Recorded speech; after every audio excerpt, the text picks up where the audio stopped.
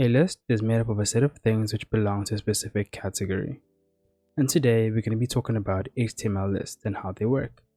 As mentioned, this just allows us to group a set of related items in a list. The first type of list we're going to be looking at today is an unordered list. We use this when the items mentioned don't have a special order they have to be in. An unordered list will only be marked with bullet points, and you can use the ally tag to show that you have an item in your list. In this case, we're just going to create 3 of the same and then just give them a few names.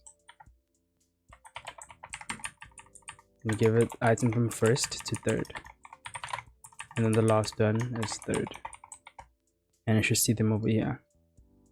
While this list used bullet points for its list, we can change that by using the type attribute over here.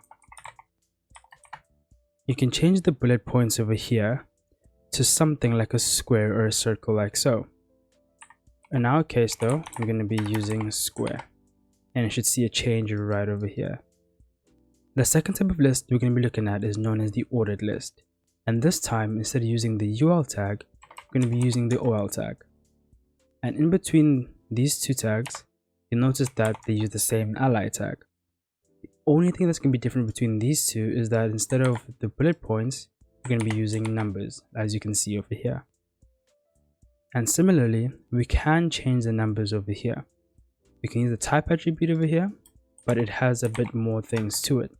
So it has the normal numbers that we see right now, and then the A is just the uppercase letters, the small a is the lowercase letters, this is the Roman numerals, and this is the lowercase Roman numerals. So if we just use that and Control S, it should change it over there. Now let's say you wanted another list, and in this list you wanted the amount of items to be much longer than just 3, but writing them one by one would be very time consuming. So one cool thing is the emmet abbreviation.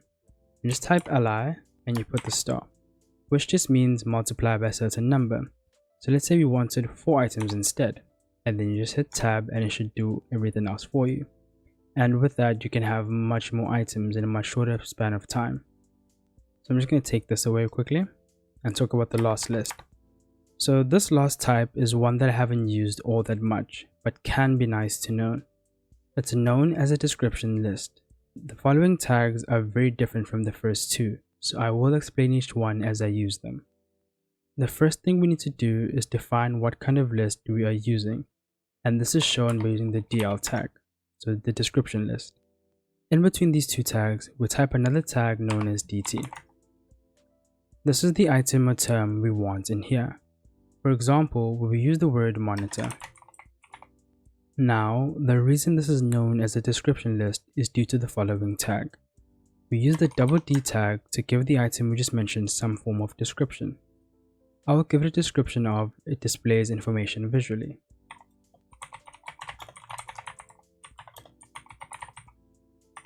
So now if we save this, it should appear over here. So there's the DT tag, and this is the D tag. Now these are the type of lists that you can work with in your project, and I will list all resources talked about in here in the description below. This should cover about most you'll need to be able to work with lists. And with that, I hope you guys enjoyed this video, and I'll see you in the next one.